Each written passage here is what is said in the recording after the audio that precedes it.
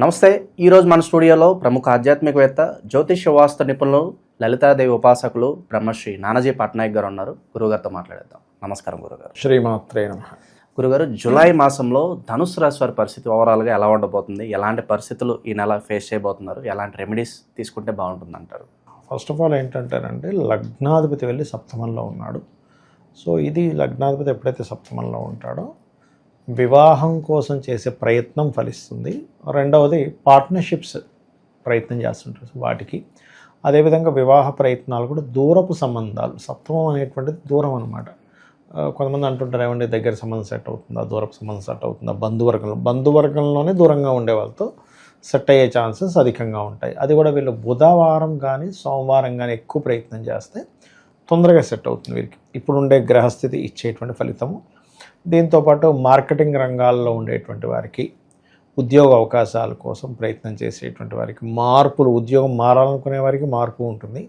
ప్రయత్నం చేసేటువంటి వారికి కూడా ఉద్యోగ ప్రయత్నాలు సక్సెస్ అవుతాయి.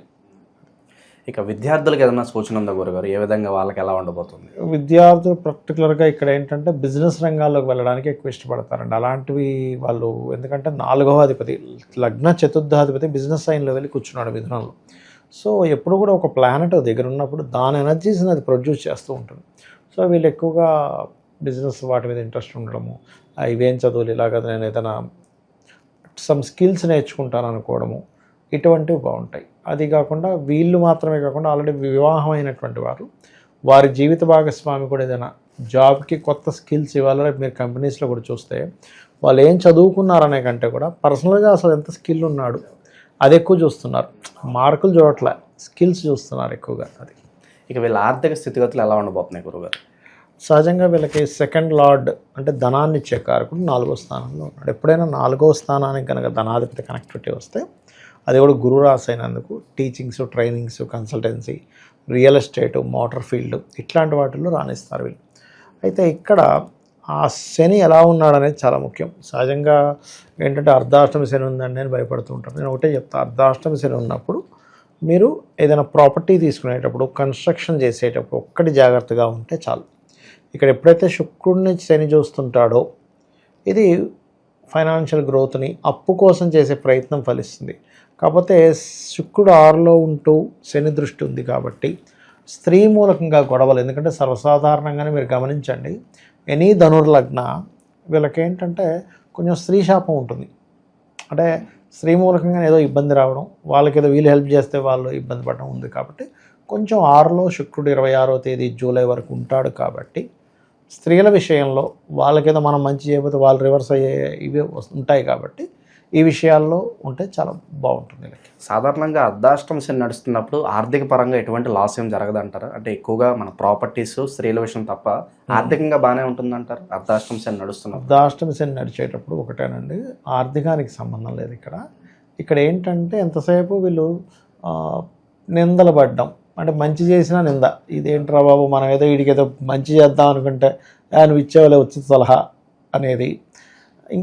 ఒకటేనండి సింపుల్, అర్ధాష్టమ శని నడిచేటప్పుడు రెండు విషయాల మీద మనకి ఎఫెక్ట్ ఉంటుంది మనిషి. ఏమిటది అంటే, ఒకటి తొందరపాటు పడి, ఇప్పుడు చూడండి 1 కోటి రూపాయలు అవుతుంది అనుకుందాం, ఒక 3 ఫ్లోర్లు బిల్డింగ్ కట్టాలంటే ఉదాహరణకి, మంచి ప్లేస్, చిన్నది కాకుండా కొంచెం పెద్ద ప్లేస్లో. వీళ్ళు ఏం చేస్తారంటే, సరే 30 లక్షలు ఉన్నాయి కదా, 70 లక్షలు అది ఏదో అమ్మితే వస్తుంది, లేకపోతే ఇస్తా అన్నాడు ఫ్రెండ్, నాకు ఇవ్వాలి డబ్బులు, వాడు 1 కోటి ఇవ్వాలి, 50 ఇవ్వకపోతాడు, ఇంకో దగ్గర 50 ఉన్నాయి, వాళ్ళు 20 ఇవ్వకపోతారని అంచనాగా దిగిపోతారు. తెలిస్తే వీళ్ళిద్దరు చేయిస్తారు, అరే నా దగ్గర లేదు మామ, మరి ఏంటి పరిస్థితి అని పిల్లలు లేకుంటాడు. అలాగా చేతిలో డబ్బు పెట్టుకోకుండా కన్స్ట్రక్షన్ జోలికి వెళ్ళకూడదు. ఒకటి. రెండవది కూడా జరుగుతాయండి, నేను చాలా కేసెస్ చూసినప్పుడు. ఇప్పుడు చూడండి, ఏదైనా ఒక ల్యాండ్ తీసుకుందాం అనుకుంటే అడ్వాన్స్ ఇస్తాం, ఒక 3 నెలలు అగ్రిమెంట్ రాసుకుంటారు, ఒక 3 నెలల్లో నీకు డబ్బులు ఇచ్చేస్తాం. కొన్ని అగ్రిమెంట్స్ ఎలా ఉంటాయంటే, ఇవ్వకపోతే ఆ డబ్బులు వేస్ట్ అయిపోతాయి, ఇచ్చి పోగొట్టుకుంటారు. అటువంటి విషయాల్లో మెయిన్గా జాగ్రత్తగా ఉండాలి.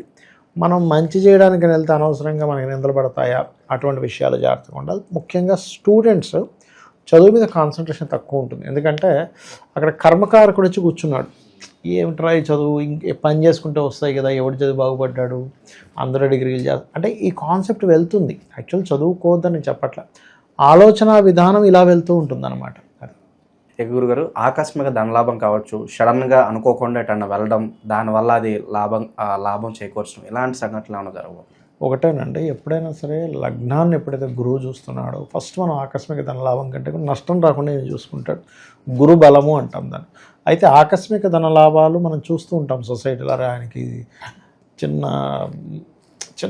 సడన్గా చేశాడంట, ఆ చిన్న దీనివల్ల అసలు ఆయన కోట్లు కలిసి వచ్చేసాడు. ఇవన్నీ ఎందుకు వస్తాయి అంటే మనకి శాస్త్రాలు ఏం చెప్తున్నాయి, కొంతమంది నిధులు దొరుకుతుంటాయి, ఆకస్మికంగా నిధులు దొరుకుతాయి, లాటరీ తగులుతుంది, లేకపోతే ఏదో షేర్ మార్కెట్లో పెడితే సడన్గా లేచేస్తుంది. ఎందుకు వస్తుంది అది అంటే పూర్వజన్మల్లో వీళ్ళు ఒక పెద్ద సమూహం ఇబ్బంది పడుతున్నారు, వీడి ఆస్తి మొత్తం ఇచ్చేస్తాడు, అది ఫస్ట్ మీరు బతకండి తర్వాత చూద్దాంలే అంటే. అంత ఉదార స్వభావంతో నువ్వు ఎప్పుడైతే అంతమందికి ఒక్కసారిగా నువ్వు ఇచ్చావో అంత నీకు వచ్చే ఇది పరమాత్మ నీకు వచ్చే అలాంటి జన్మనిస్తాడు.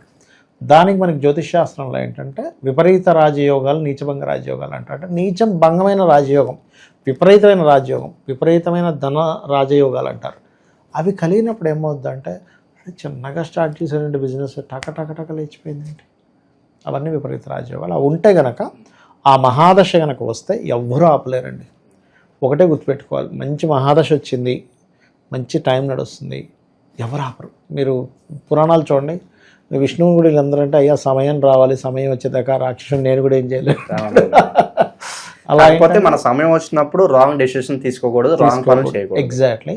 ఇప్పుడు ఒక్కొక్కసారి ఏమవుద్దంటే రాంగ్ టైం నడిచేటప్పుడు కూడా ఎవడు కాపాడలేడు, పరమాత్మ ఒక్కడు తప్ప.